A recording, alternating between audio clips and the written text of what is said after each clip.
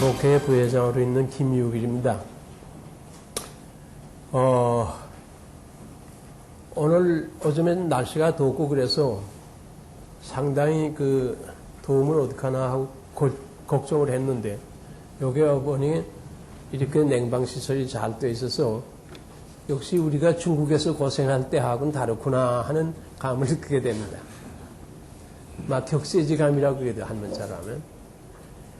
첫째, 여러분한테 부탁하고 싶은 건 나는 무슨 대학교 교수되든가 그런 경험도 없고 그런 학술적으로 여러분한테 말씀보다도 대충 우리가 겪어온 민족사, 특히 최근세사죠. 독립운동 시기를 더듬어 보고 그 가운데서의 무력운동, 무력투쟁을 또 조명해보고 그렇게 하고 말기 6년간에 있었던 항일 무력투쟁, 말하자면 한국 광복군 역할이라고 그러니까 이런 것을 한번 생각해보자. 이런 시간입니다. 그러니까 너무 저한테 기대감도 가지지 마시고 그저 그냥 생각해보고 민족사를 한번 토론해보고 그런 시간이라 이렇게 생각해 주시기 바랍니다. 사람들의 이 감정이입을 하는 데 있어서는 second 사람의 그 퍼스널 히스토리, 어떤 경로로 살아왔느냐 하는 걸 어느 정도 아는 것이 이해에 도움이 됩니다. 그런 의미에서 말씀을 드리면 나는 고향이 평양입니다. 그래서 평양에서 쭉 자라났고 그 다음에 이제 일제시대죠 물론 자라났고 그 다음에 일본 가서 뭐 소위 그 국립대학이라는 걸 졸업을 탔는데 불행하게도 이제 학병이라 해서 나갔어요. 그때 다 나가게 돼 있었어요. 그건 또 차차 또 기회가 있으면 말씀입니다.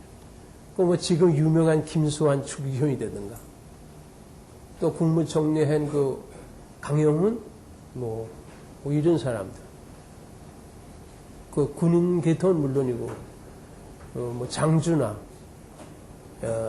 그런 유명한 사람만 이름 대고 김유길이 되면 좀 안 되지만 나도 거기에 끼워가지고 나갔댔죠.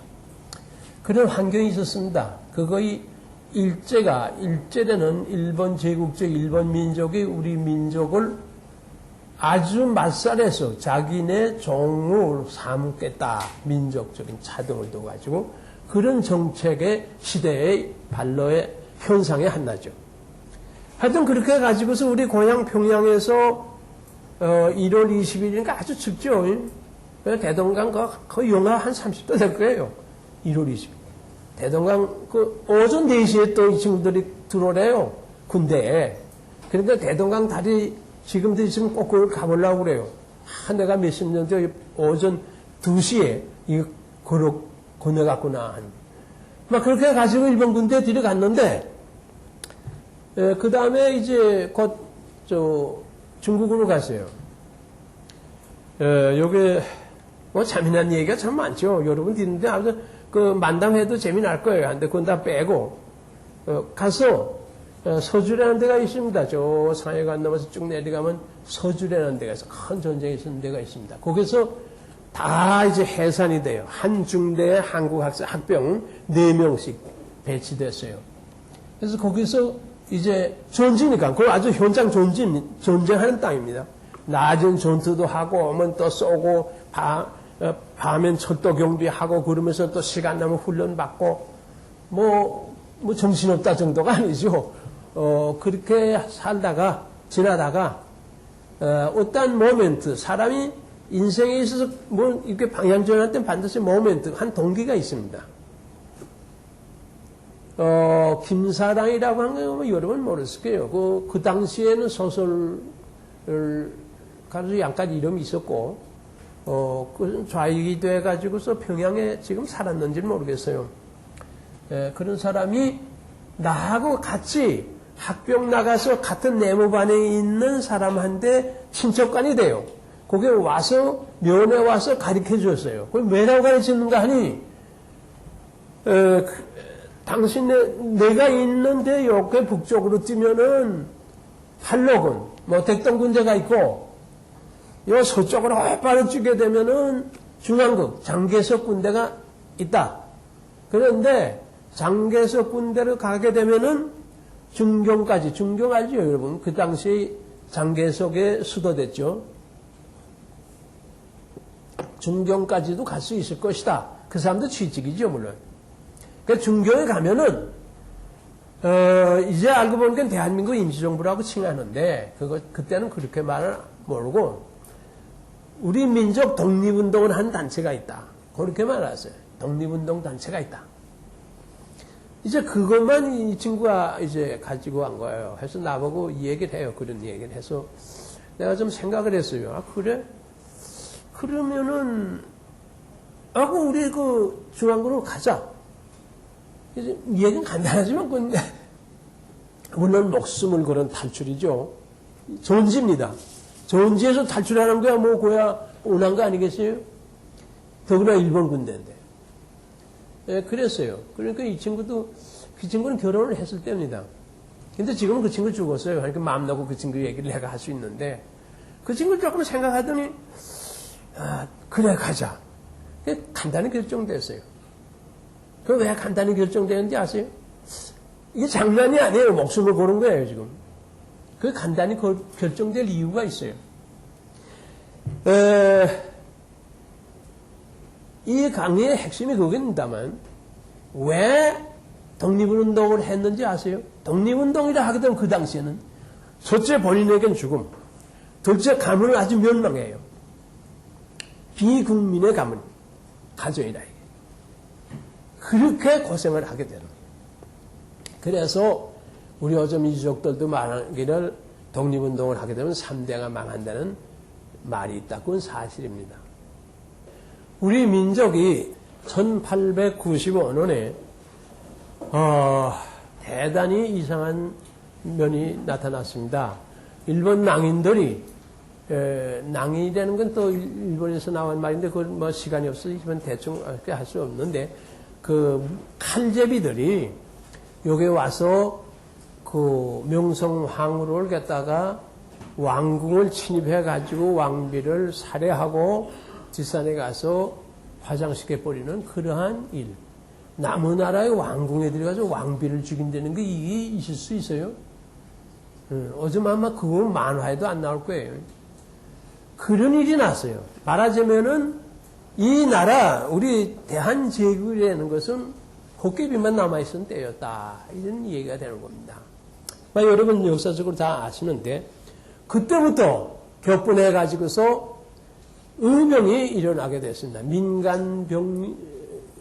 민간의 병력이죠. 무력 행사죠. 그래가지고서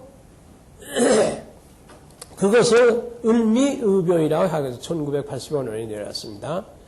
그러니까 그건 왕도 지고 또 정부에서도 뭐 단발령을 내리고 또 왕은 아관 파천을 하고 이런 부산한 때죠. 몸부림칠 때입니다.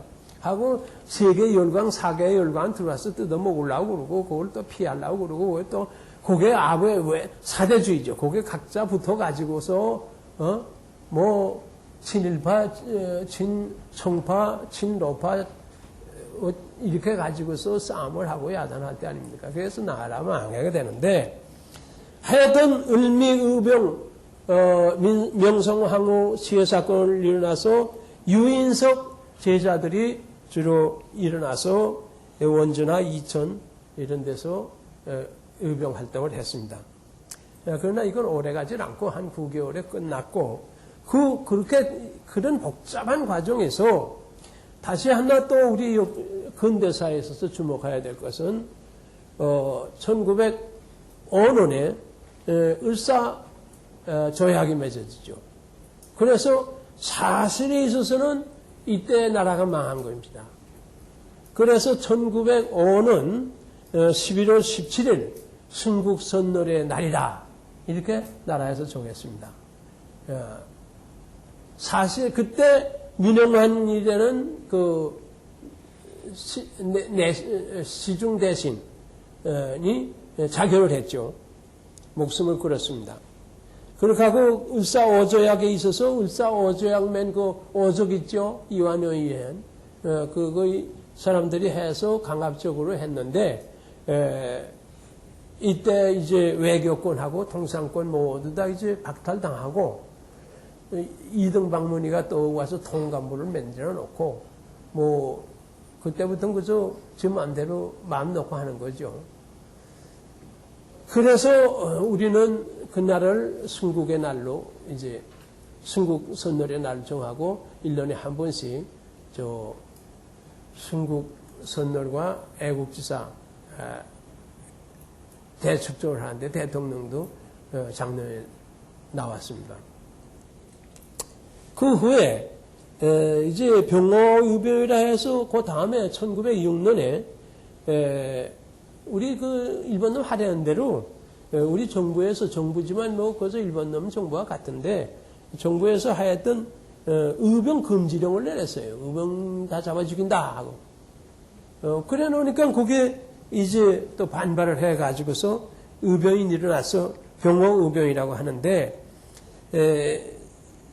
이제 그때 강릉이나 홍성 이런 데서 큰 의병들이 일어났습니다만 우리가 하나 알 것은 전라도의 그 태인이라는 데서 최익현 선생이 또 의병이 일어났는데 그분은 잡혔어요. 일본놈한테. 잡혀가지고 대마도에 갔는데 대마도에서 노익 음식을 안 먹는다 해서 굶어 죽었습니다.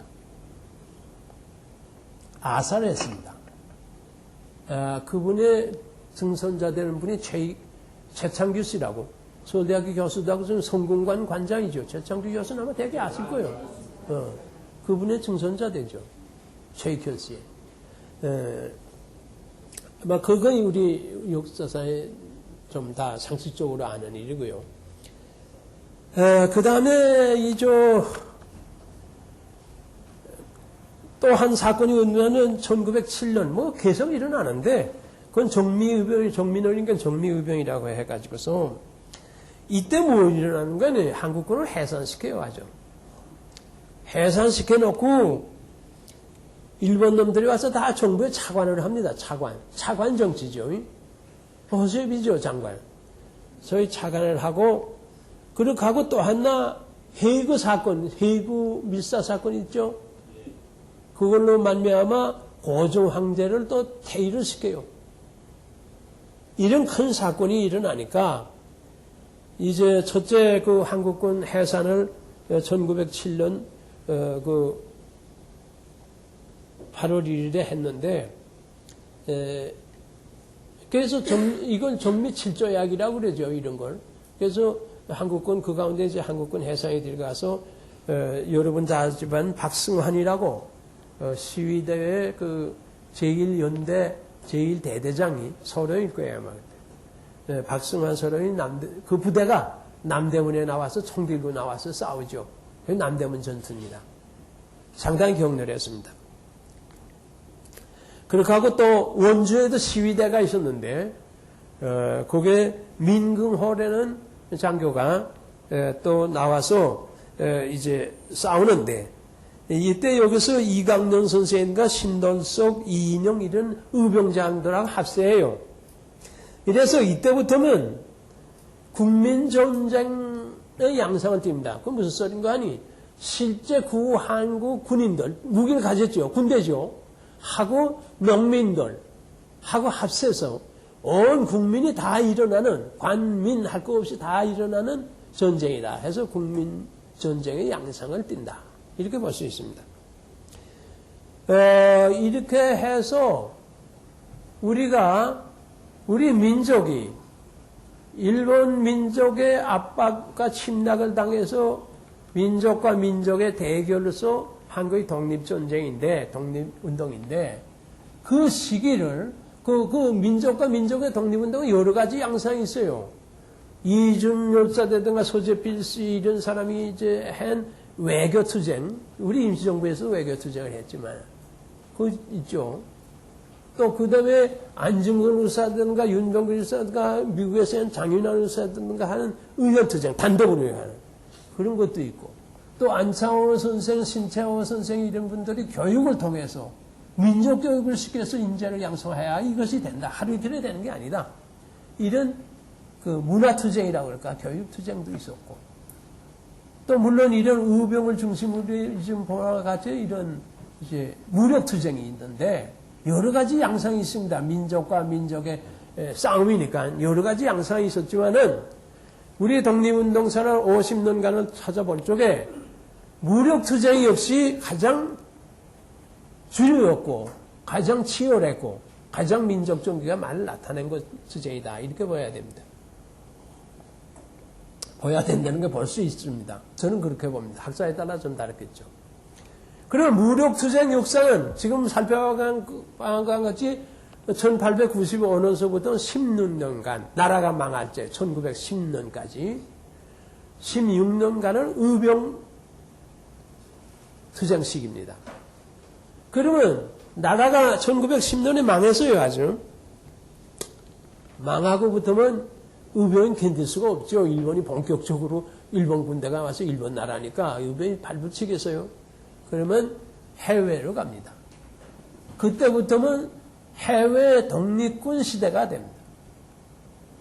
독립군을 양성한 기지를 만들고 교포들이 가 있으니까 거기다가 기지를 만들고 독립군을 양성해서 싸웁니다. 독립군 시대. 그것이 약 28년간 계속됩니다. 1910년부터 11년부터 최소 39년까지 28년 되죠? 그렇게 잡습니다. 그러면 나라가 망하니까 국내에서 못하니까 어디로 갔느냐? 연해주 아시죠? 우라디오스톡 있는. 그건 두만강 군대 가면 돼요. 저도 재작년에 가봤는데 핫산이 되는 데 가면요. 강폭이 좁아요. 지금 김정일도 기차 타고 넘어가는 그거에 핫산. 한 50m 가는데 북한에서 왔다 갔다 하면 농사 짓는 거 다 배웁니다. 건너가기가 쉽죠. 그래서 함경도 일대에서는 두만강 건너가서 글로 연해주로 갔어요. 연해주에서는 그때 그 해치질 않고 환영도 안 하고 해치도 뭐 환영하는 비슷했어요. 그러니까 그걸로 가서 활동을 했어요. 그래서 꽤 많이 갔습니다. 유인석 씨 뭐 이런 부대가.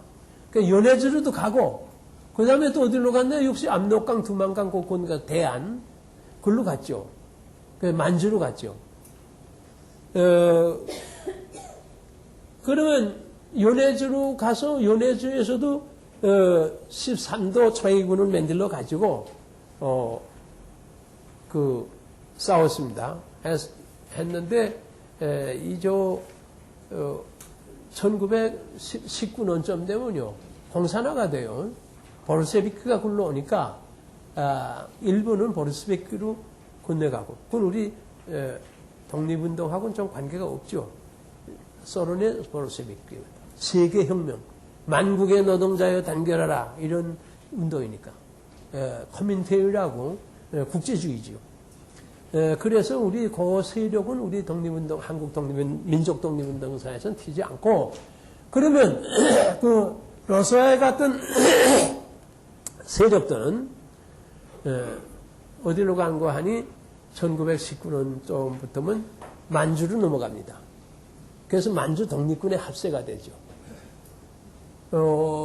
그런데 지금 우리 광복회에서는 그 러시아에다 두 곳에 기념비를 세웁니다. 한남 크라스키노 연출하는 데인데 거기서 안중근 의사가 단지 동맹을 했어요. 약지를 껐습니다. 12명이. 그래가지고서 거기서 준비를 해가지고 이등방면이 하루빈의 욕조에서 이등방면이 사살하는 준비를 하게 됩니다. 그 단지 동맹지에 하나 세우고 하나는 우스리스크라고 더 제2의 도시가 있는데 거기에 이상서 선생이라고 헤이그 밀사에 정사로 갔던 분이 저 구라파로 돌아서 다 와서 운동을 만주에서도 하고 하다가 우스리스크에 가서 돌아갔어요. 그래서 그분은 유언을 했습니다. 내가 죽으면 다 유물이니 내 신체가 다 다쳐서 재를 수입한 건 강에다 뿌려라 그랬어요.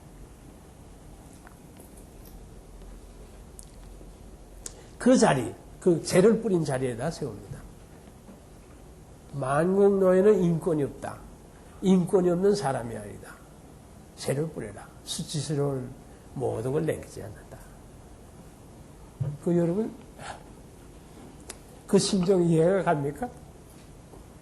그거에 우스리스크의 이상서 선생의 유호비를 세우겠습니다. 그건데 제가 여기서 아무리 시간이 없어도 한 말씀 지금 40분 있어요.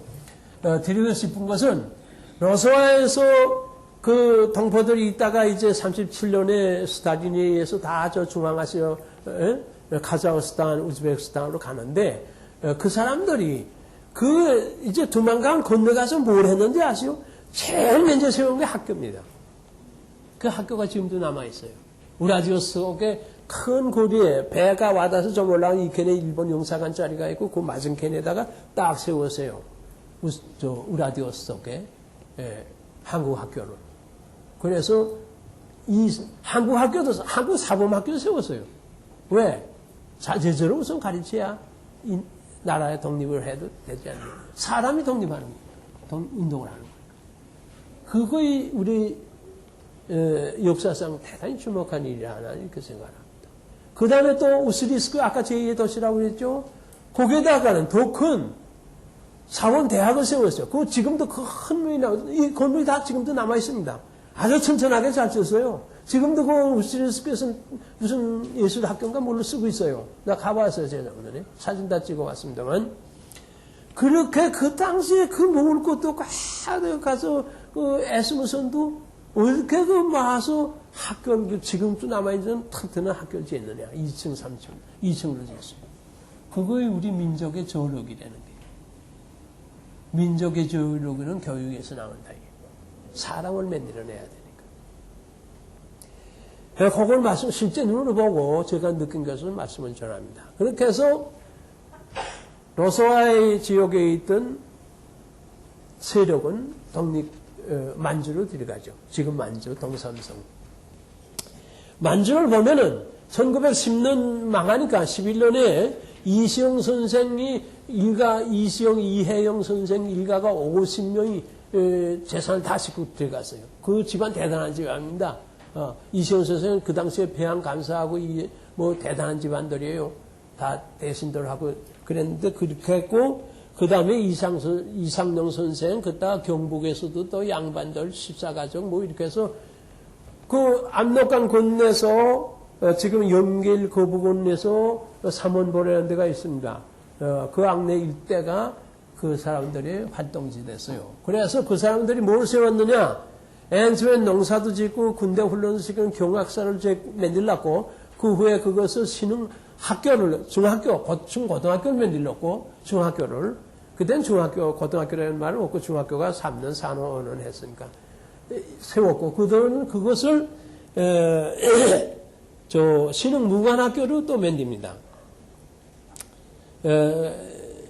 그래서 신흥 무관학교를 만들어 가지고서 2,000명가량의 간부를 석성까지만 만들어요.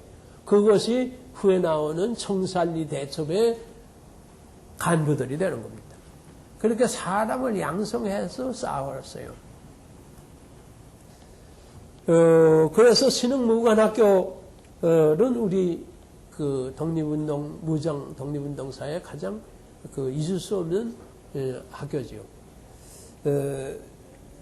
뭐 학교래야 지금 어디 뭐 공부만 하는 게 아니고 낮에 나가선 저 농사 짓고 밤에 군사훈련하고 이런 거죠. 그런데 이것을요 잠깐 얘기가 나서 이때 미국에서 어떻게 됐느냐 하면요 미국에서는 안정근 의사보다는 1년 반에 장인환 정명을 의사가 고종 황제의 형식으로는 외교 고문이지만 실제는 일본 놈 아르치비 스티븐스라는 사람을 샌프란시스코 욕조에서 쏴서 죽였어요. 안정근 의사 1년 반에 앞섰습니다. 1803월에 1908년 3월에 내가 샌프란시스코에서 15년 살았어요. 살았다고 5년 전에 영주귀국을 했는데 그래서 거기서 내가 있을 동안은 매년 기념식을 했습니다. 그거 생각해 보세요. 간단히 말하면 그 당시에는 미국의 교포들은 여기 오질 못해요. 올 돈이 없어요. 그 그거 비행기가 있나 한 달 이상 배 타고 와야 되거든. 배값이 없어요. 그냥 온생각들도 안 하고, 그래서 거기서 이제 살다 자식들 하고 죽는데, 그래도 거기서 목숨 내놓고 했어요. 그것뿐만 아니죠. 11년에는 박용만 선생이라는 분이 저 네브라스카, 지금 비행기도 잘 안 가는 거기 네브라스카에 가서, 그것도 역사가 깁니다만, 하여튼 그때 네브라스카에 가서 선운병 학교를 만들었어요. 학교. 선운병 학교. 방학 동안에 미국은 방학이 3년 하니까 3개월 하니까 방학 동안에 모아서 그 군사훈련을 시켰어요. 선운병 학교. 그것뿐입니까? 12년에는 또 박영만 선생이 거기서 하와이로 와서 하와이에서는 아주 몇백 명 모아놓고 대조선 국민군단이라는 진짜 정식 사관학교와 군대를 만들었어요. 하와이에 있습니다. 지금 그 자리에 이제 기념비를 세우려고 저도 갔다 왔어요. 그렇게 했어요. 미국 가서 1912년, 11년 국방 직후 모아서 군대를 했어요. 뭐 무기가 별로 없다, 목소리 같다 하던 군대 조직을 왜? 군대 훈련식에서 저 만주로 보내가지고서 하려고. 그것뿐인가요? 1920년에 노백린 장군은 그것도 샌프란시스코 북쪽에 비행기 학교 세웠어요. 공군. 한국 공군의 최초가 거기입니다. 1920년. 샌프란시스코 북쪽. 거기다가 비행기 2대, 6기지만 비행기 2대를 놓고 공군 사관 12명인가 19명을 양성해냈어요. 그렇게 운동들을 했어요. 그게 어디서 나왔느냐? 거기에 사는 교포들이 다 성금을 내가지고 성금으로서 다 이루어지는 겁니다. 그렇게, 그래서 나는 그러십니다. 미국에 있으나, 러시아에 있으나, 만주에 있으나, 우리 조선 사람 10명만 매면 독립운동을 했다, 이게. 그 시대가 그랬어. 그걸 여러분들이 있어서는 안 돼요. 예. 그렇게 해가지고서, 1920년, 10월에는 청산리 전투라는 대첩이라는 사건이 납니다. 그거는, 일본군이, 그간 소위 자기네는 토벌을 한다고 만주에 들어와서 독립군을 토벌을 한다고 그러다 당하고 됐어요. 그러니까, 그 몇 개월 전에도 삼준자에서 100여 명이 당하고 그랬어요. 일본 사람이. 그러니까 이번에는 1920년 10월에는 아주 대대적으로 2만 5천 명을 해가지고 편성해가지고서 우리 독립군을 아주 뿌리째 뽑는다 하고 왔는데 그것을 청산리라고 백두산 가는 도중에 있습니다. 연기에서 백두산군은. 그 백두산 채목 가서 있어요. 거기에서 그 골짜기입니다. 그래서 그 지형을 잘 아니까 독립군들. 거기에다가 유인해가지고서 6일간 싸웠어요. 여기서 싸우고 또 도망가고 또 이번 떠져서 싸우고. 그렇게 해서 2만 5천 명대 2천 명, 우리 측이 2천 명이지만 우리 측은 뭐 무기 없는 병사도 있고, 그건 이제 탄약 나르고 뭐 이런 식으로. 그렇게 다 합해서 2천 명인데, 제켄에다가 3,300명의 인명 손상을 줬고, 제켄 도망갔습니다. 그게 청산리 대첩입니다. 그래서 우리 광복회에서는 그 현장에다가 크게 청산리 대첩 기념비를 청산리 항일 대첩비를 세웁니다. 이제 8월 말에 준공될 예정이에요. 저희도 가야죠, 그때. 그것이 우리 민족이 일본 민족과 무력으로 정식으로 싸워가지고서 통쾌하게 이긴 가장 분수령이고 최고봉입니다. 기념할 만한 청산리 대첩입니다. 여러 가지 전투가 있었지만 그랬습니다. 거기에 주력한 분은 김자진 장군. 지금 김일동 씨 있죠? 김일동이라는 배우, 국회의원도 했죠. 그 사람이 김자진 장군이 뭐 때는지 아세요? 선녀예요, 선녀. 그 아들이 김두한이라고 있는 거고, 그 또 딸이거든요. 그래서 김자진 장군은 지금 해림에서 그 근거지 있다 돌아갔는데, 좌익에 당해서 죽었는데, 그게 잘 소격화했어요. 그렇게 하고 그 밑에 이제 이청천 장군, 이범석 장군, 이런 사람들이 청산리 대첩에 주요한 역할을 했고, 또 제켄에서 홍범도 장군도, 그 마지막에 봉오도에서 큰 전공을 세웠습니다. 근데 홍범도 장군은 그 후에 소련으로 가서 소련에서 죽었어요. 그렇기 때문에 우리 역사에선 많이 취급을 안 합니다. 그래서 자연히 따라서 김자진, 청산리잔토 하면은 김자진 장군을 떠오르죠. 그런데 중국 가면 달라요. 그건 까꾸리 돼요. 홍범도. 이렇게 돼요. 이게 오늘날의 역사 해석이 이래요. 역사 해석이. 그건 여담이고요. 그렇게 해서 우리 민족사에 그런 전초를 했고, 그 후에, 일본 놈들이 그렇게 되니까, 그러면 또 와가지고서 우리, 그 만주 일대, 또, 아까 말한 연해주 일대에 우리 한인처럼 습격해서 많이 죽였습니다. 그것이 경신참변이라고 하는데요. 장덕준 기자나 동아일보 기자도 취재하 갔다 거기서 죽었고, 이 사람들이요, 악질이에요, 일본. 왜, 훈춘이라는 데가 있는데, 훈춘은 일본 영사관이 있는데, 마적을 시해가지고 일부러 마적이 이제 영사관을 습격했다. 그러면 이거 치안 유지하겠다 하고 출병을 해가지고 결국은 우리 한인들을 많이 죽인 거예요. 핑계로 나와가지고. 중국이니까 핑계가 있어야 출병할 수 있잖아요. 그래가지고 한 거예요. 경신참변이라고 합니다. 한 35대는 이란 고을이라는 데서는 한 35 있는 우리 마을을 그냥 돌라싸고 다 그냥 불 지르고 나오면 다 죽여서 개새끼 하나도 남지 않고. 그 전법은 중국 가서도 중국 전쟁 때도 써먹었어요. 제가 우리도 아니까 그 일본 군대 있을 적에 그렇게 하더라고요. 일본 놈이 오고 나중에 또 하고. 그렇게 되니까 우리 독립군은 할 수 없이 소련으로 가요. 아무르간 건너가요. 그 땅에서는 못 견디니까. 또 중국 군벌들이 그때 약해돼가서 일본 놈 말을 듣거든요. 그래서 할 수 없지. 압루강을 넘어가서 그 러시아 이름이 복잡해서 우리는 자유시라고 그럽니다. 흑하사변이라고도 그러고 자유시사변이라고 그럽니다. 우리 이름을. 이렇게 적어보냈는데 거기에 넘어가니까 우익하고 좌익이 그땐 다시 갈라져가지고 대립이 돼요. 그래서 자유시 참변이라는 그겁니다. 여기서 넘어간 사람들이 많이 죽었어요. 그게 우리 동포지만은 벌써 소련 보르셰비크 스탈린 군대 거기에 들어갔었거든. 거기하고 충돌이 났어. 거기가 정식 군대고 보르셰비크 우리가 견디겠어요? 그게 많이 죽고 우익 진영은 그때 홍범도 장군이 제길로 넘어간 거예요. 많이 넘어가요. 좌익은 다익은 그때는 그 사상이 잘 모르니까 그냥 그때 그저 형편에 따라서 넘어갔죠. 그런데 우익은 그냥 또 만주로 다시 넘어와요. 그 자유시 사변 또는 흑하 사변이라는 거 우리 독립운동사에 있어서 크게 참 개탄할 일입니다. 우리끼리 싸웠죠. 좌익과 우익. 겸허하게 남의 좌익과 우익 싸움에 끼워드리는 거죠. 우리가 조금 이 한반도라는 건요, 바짝 정신 찾지 못하면 나무 전쟁에 끼워서 서로 싸워요. 6.25도 그런 거예요. 6.25 그렇잖아요. 그러니까 우리는 자주 정신이라는 게 대단히 중요하다 이겁니다. 하여튼 그렇게 가지고서 자유시 사건이 1921년 6월에 있었습니다. 그래서 이제 만주로 도수 넘어오니까 자, 이거 이래서야 되겠느냐?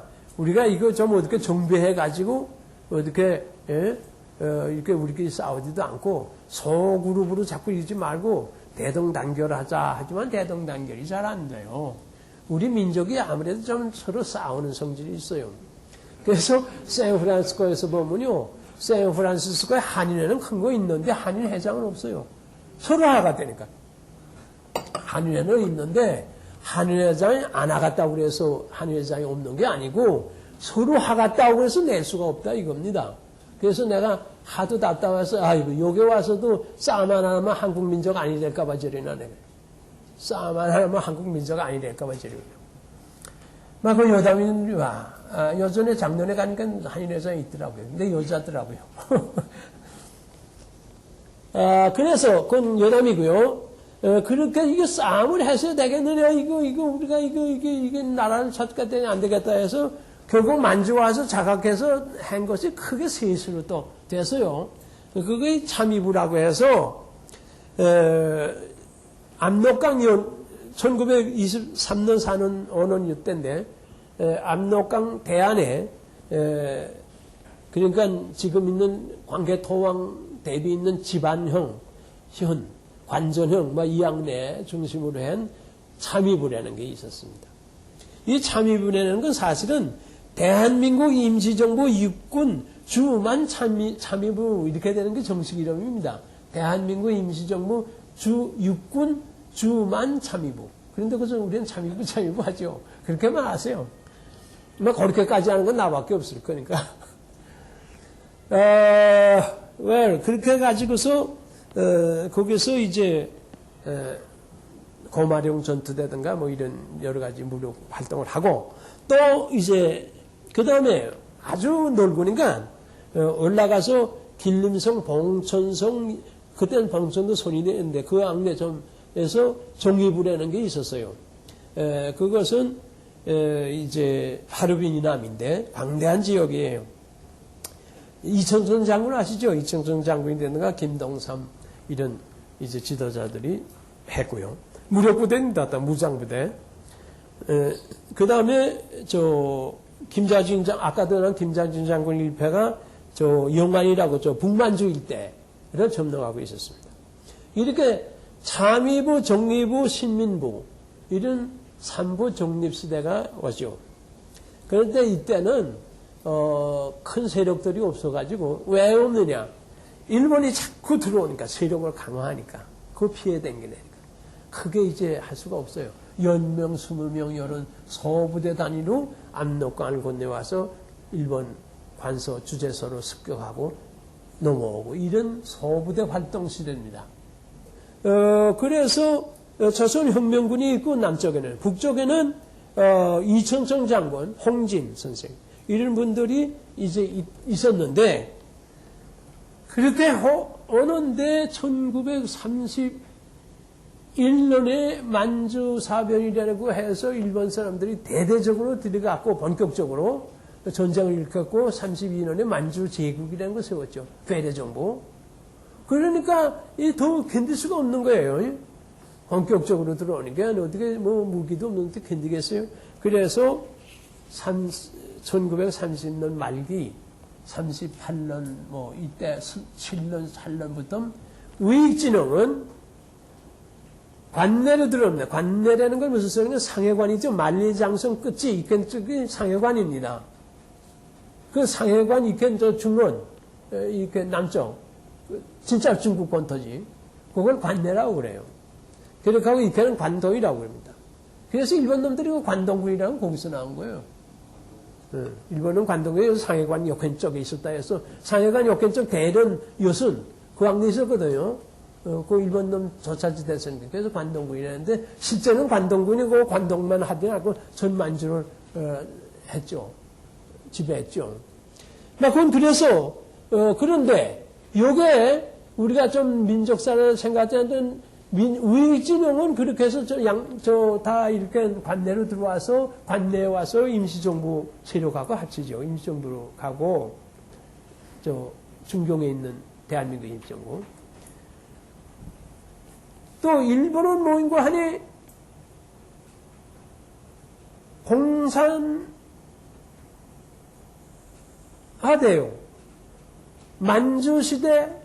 만주시대는 그 일본 시대입니다. 맞아요? 일본이 만주국을 냈을 때는 그 일본의 괴뢰정부인데 거기에 대항하는 중국산 세력이 있을 거 아니에요? 그것이 김일성이도 속했던 중국 측의 동북, 그 사람들은 만주는 동북지방이라고 해요. 동북 항일 연합군, 항일 연군이라는 거예요. 만주 동북 한일 연군. 그걸 그냥 우리는 한일 연군이라고 합니다. 동북 한일 연군. 그것은 만주 지방에서 형성된 공산군입니다. 거기에 김일성이가 들어가 있었어요. 그래서 김일성이는 항일연군의 조선인 부대를 끌고 있었죠. 어떤 부대는 혼합부대고 어떤 부대는 조금 이렇게 따로 있었고 그래서 김일성이는 많을 때는 영장 뭐 여러 가지 그 표현되는데 제일 오래된 건 제1로군 동북 한일연군 제1로군 제4장 네 번째 사장 그 사단이라는 사하고 사장 그러면 대규모 정도 됩니다. 그런데 그걸 많이 했죠. 그래서 김일성이가 제1로군이 다 죽고 그 간부가 남은 게 아마 김일성 정도에 미치 안 남았어요. 그 남은 다 죽었어요. 김일성이 살아있었죠. 그렇게 싸움을 하다가 김일성이는 우리가 말기에 민족진흥은 관내로 들어오고 자기네도 못 견디니까 러시아로 넘어갔습니다. 김일성 부대가. 김일성만 넘어간 게 아니고 그 부대가 그 항일연군 자체가 넘어가는 김일성이 따라 넘어갔죠. 항일연군이 넘어가서 결국은 하바르브스크 북쪽 오케안스크라는 데서 매서 소련군이 정식 소련군이 돼요. 소련군 제88 조격 여단이 됩니다. 그건 소련군, 정식 소련군입니다. 소련 군인들도 나와 있고, 근데 여단장은 주보준이라고 중국 사람이고, 그게 제1대대장이 제1용장이라고 해요. 용장이 중대장과 비슷한 건데, 제1용장, 그 여단의 제1여장이 김일성이에요. 그 김일성은 소련말을 아주 열심히 공부했긴 덕택에, 김책인이 최영군이는 소련말을 안 하고, 나이도 있고, 김일성이 열심히 했기 때문에 머리가 좀 있으니까, 나이도 적고, 그래서 소련 사람이 박헌영을 내세울까, 김일성을 내세울까, 김일성을 내세워서 올라니까. 막 그런 딴 얘기입니다. 하여튼 무력이 그렇게 분산이 됐다 이겁니다. 그래서 관내를 넘어와서 결국은 1940년 9월 10일에 한국 광복군이 창설이 돼요. 한국 광복군이 창설이 돼 가지고서 제1지대, 제2지대, 제3지대도 나누어지는데 제1지대는 중경에 있었고 김원봉이가 제1지대장을 겸했고 군무부장으로서 제2지대는 아까 말한 서안에 있었고 이범석 장군이 지대장이고 제3지대는 부양 안희성 부양에 있어가지고서 아까 말한 김학구 장군이 제3지대로 논하했는데 1943년에 영국에서 인도 방면에 있는 영국에서 광복군을 데려가 갔다 해서 13명이 인도에 가서 영국군에 같이 이제 정사했습니다. 정식으로 국제조약에 의해서 군사합작을 했죠. 그 만다레 작전에서 그 사람들은 큰 공을 세웠습니다. 그리고 그 다음에는 OSS가 우리 광복군 2지대 서안에서도 했고 몇 달 후에 아까 말한 3지대에서도 실시했습니다. 그래서 3지대는 훈련이 다 못 마치고 끝났고 해방이 됐고 우리는 마치고 며칠 있다 해방이 됐고 이렇게 됐습니다. 그러면 한국 광복군의 성격은 뭔가? 한국 광복군은 첫째 대한민국 임시정부가 만드는 대한민국 임시정부의 국군으로 됐습니다. 오늘날도 그렇습니다. 그러니까 오늘날 국군의 원루라고 봐야 됩니다. 민족사적으로 봤을 때 오늘날의 국군의 원루는 한국 광복군에서 찾아야 된다. 이렇게 생각을 하고 있고요. 그러니까 한국 광복군은 김일성 부대와서 대조해봐서 이 얘기를 합니다만 어디까지나 자주적으로 했습니다. 한국 광복군이 창립할 때 4만 달러는 미국 동포들이 지원해서 우리가 남의 나라의 신세를 안 지고 우리 독자적으로 했고요. 한국 광복군의 정론에는 주은래와 동필무라는 중공의 최고 간부들도 나왔습니다. 그래서 한국 광복군은 또 오로지 민족 독립을 위해서 싸운 민족의 군대였었다. 이렇게 말할 수 있고 한국 독립군은 말기에는 OSS 등으로 합작으로 말미암아 연합군, 즉 연합군의 교전단체의 한나로서 끼워가지고 같이 싸웠다. 연합군하고 같이. 세력은 인원은 적어도 연합군의 교전단체의 한나로서 연합군에 참가해서 같이 싸웠다. 이래가지고서 1943년 카이로 회담에서 장개석이가 한국의 독립을 줘야 된다. 전후에는. 그래서 한국의 독립을 주기로 다 약속을 했는데 단 인듀 코스 적당 시기에 주자 해서 해방 후에 그 신탁정지 문제가 났습니다. 삼상회의 모스크바 산소의 신탁정지 거기서 나온 거예요. 그러나 우리가 반대해서 그거에 무산됐지만 막 이렇게 해서 한국 광복군은 대한민국 임시정부의 국군이었었고 자주적으로 외국의 지배를 안 받고 자주적으로 활동한 군대였었고 또 민족의 독립을 위한 민족의 군대였었고 또 연합군의 민족의 독립에서 연합군의 일원에 참가해서 당당히 싸웠다. 이래서 우리 독립을 우리의 힘으로 장취했다. 연합군이 일본이 지기 때문에 자동적으로 하늘에서 떨어진 독립이 아니고 우리 선원들과 말기에 50년간에 긍한 우리 무장 독립 활동한 무장 독립군들의 활동과 또 한국 광복군의 말기에 그러한 국제적 교전단체로서의 활동 이에서 인식을 받아가지고 연합국 측에서 인정을 한 것이다. 쟁취한 것이다. 이렇게 우리는 자각을 해야 된다. 이렇게 생각합니다. 감사합니다.